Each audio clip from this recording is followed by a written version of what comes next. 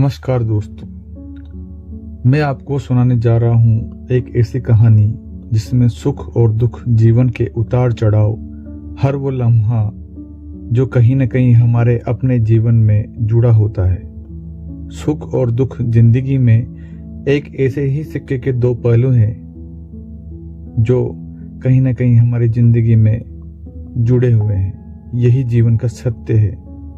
तो चलिए शुरू करते हैं आज की कहानी, बोझ। कनिका अपने माता पिता और पूरे परिवार की बहुत ही लाडली बेटी थी। 4 बड़े भाइयों की इकलौती बहिना थी वो। कोई भी चीज मांगने पर उसी वक्त सामने हाजिर हो जाती थी। पूरे घर में रौब था उसका। पूरे परिवार और नौकरों पर राजकुमारी की तरह हुक्म चलाती थी कनिका। स्कूल में भी कनिका का पूरा रौब था। बड़े घर की लाडली बेटी जो थी वो। समय गुजरता गया, कनिका का एडमिशन कॉलेज में हो गया था। कनिका का रोज कॉलेज में बड़ी बड़ी गाड़ियों में आना जाना, उसके ठाट बाट देखकर, हर दिन नया फैशन देखकर हर कोई उससे दोस्ती करना चाहता था। थोड़े ही दिनों में कनिका के बहुत से दोस्त बन गए थे।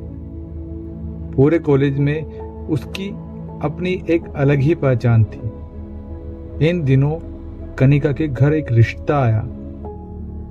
खानदानी लोग थे और परिवार की पुरानी जान पहचान थी। उस परिवार के साथ कनिका के साथ कोई जबरदस्ती नहीं थी, पर फिर भी कनिका ने शादी के लिए हाँ कर दी, क्योंकि वह अपने परिवार से बहुत ही ज्यादा प्रेम करती थी। कनिका को पूरा विश्वास था कि उसके परिवार के लोग उसके लिए अच्छा ही सोचेंगे। लड़के का नाम रोहित था। रोहित काफी पढ़ा लिखा, समझदार और दिखने में बिल्कुल फिल्मी हीरो जैसा लगता था। ससुराल वाले भी काफी अच्छे थे। कोई भी कार्य कनिका की सलाह के बिना नहीं होता था। सबकी लाडली बहू बन गई थी कनिका। कनिका की शादी को अभी 1 साल ही हुआ था कि उसके घर में एक बेटे का जन्म हुआ, लक्की। लक्की कनिका को जान से प्यारा था। पोता पाकर ससुराल वाले तो फूले नहीं समाते थे। कनिका कभी कभी सोचती थी कि उसकी किस्मत कितनी अच्छी है। उसका हर अपना पूरा परिवार उसको कितना प्यार करता है। चाहे जीवन में कैसा भी समय आए, मेरे अपने हमेशा मेरे साथ है।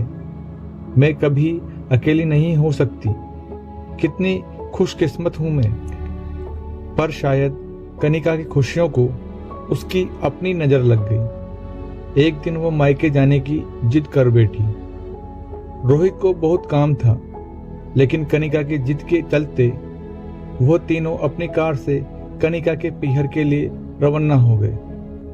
आधे रास्ते में ही उनकी कार का एक्सीडेंट दूसरी गाड़ी से हो गया। कनिका, रोहित और लक्की बहुत बुरी तरह जख्मी हो गए। काफी दिनों के इलाज के बाद रोहित और लक्की तो ठीक हो गए, लेकिन कनिका पूरी तरह से ठीक नहीं हो सकी। सर पर गंभीर चोट लगने के कारण वो अपनी आंखों की रोशनी खो बैठी।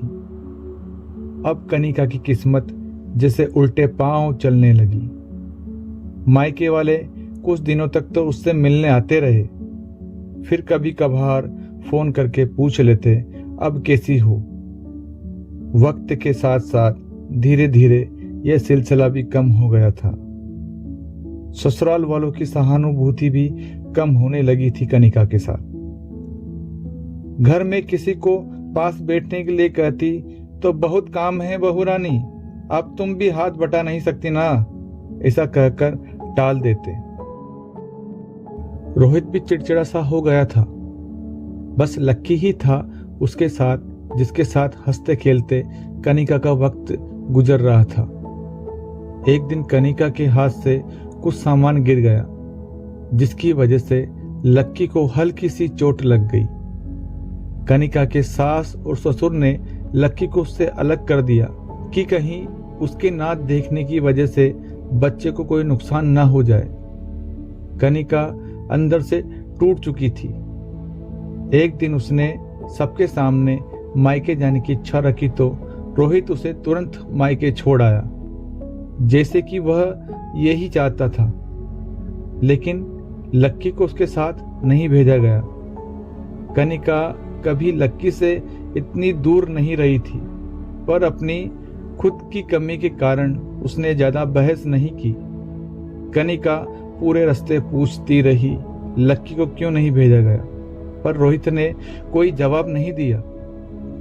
कनिका को लगा कि वो 3-4 दिन वहां रहेगी तो थोड़ा हवा पानी बदल जाएगा, क्योंकि वह कितने दिनों से कहीं बाहर नहीं गई थी।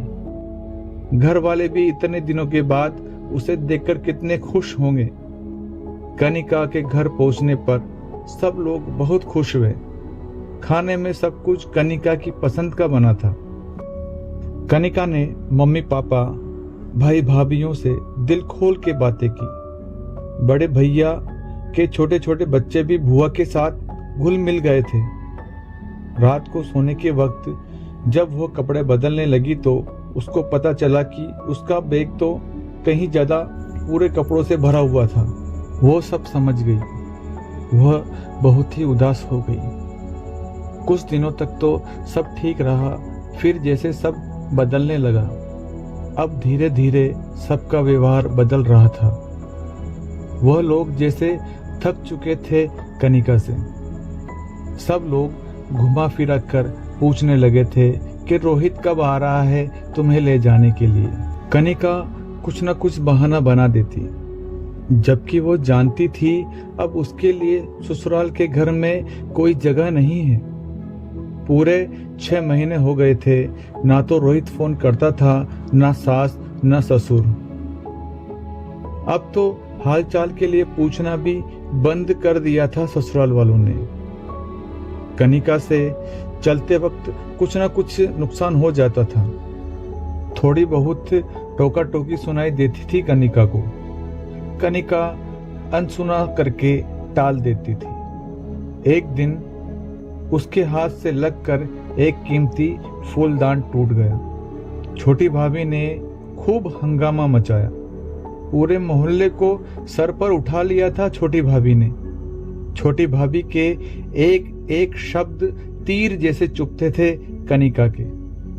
पीहर में भी उसको अपना समझने वाला जैसे कोई रहा ही नहीं। जिन आंखों से उसने दुनिया को देखा था, अब तो बस उन आंखों से हर पहर आंसू की धारा बहती थी।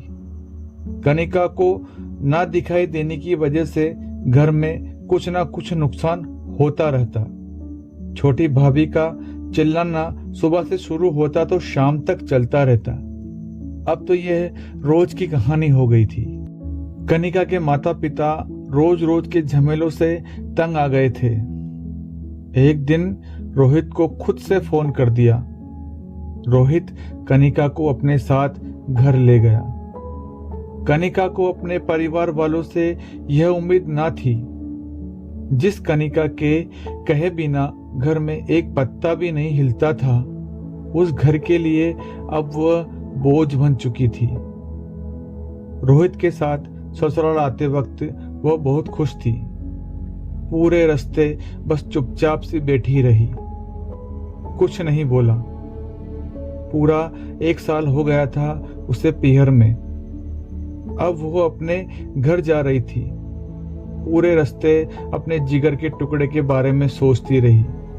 अपने जिगर के टुकड़े लक्की के पास जाना चाहती थी वो जल्द से जल्द, परंतु वह खुशी कुछ पल की ही थी।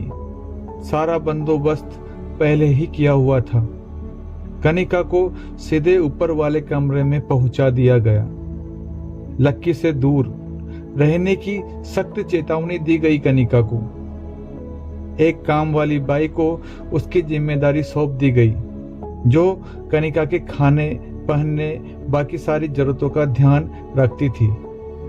अब तो कनिका ज्यादातर चुप ही रहती। कभी कभी काम वाली बाई से थोड़ा बहुत बात कर लेती थी कनिका। उसके जरिए लक्की का पता चल जाता था। लक्की क्या खाता है, कैसे बोलता है, आज लक्की को कौन सी ड्रेस पहनाई है। काम वाली लता पूरे घर का हाल कनिका को अपने शब्दों के जरिए सुनाया करती। सबकी लाडली बेटी और पूरे ससुराल में सबसे प्यारी बहू सबके लिए लाडली से बोझ बन चुकी थी। कभी कभी अपने स्कूल की सहेलियों के साथ बिताए लम्हों को याद करके अकेले में हंस लिया करती थी कनिका। अब तो कनिका के लिए क्या दिन और क्या रात, क्या पीहर और क्या ससुराल, इस बोझ वाली जिंदगी को जी रही थी मरने तक के इंतजार में। दोस्तों, उम्मीद करता हूँ आपको हमारी कहानी पसंद आई होगी। कहानी पसंद आई है तो वीडियो को लाइक करें, चैनल पर नए हैं तो चैनल को सब्सक्राइब करें और हाँ, नोटिफिकेशन बेल को ज़रूर दबाएं ताकि अगली अपडेट आपको सबसे पहले मिले। मिलते हैं फिर अगली कहानी के साथ। जय हिंद, जय भारत।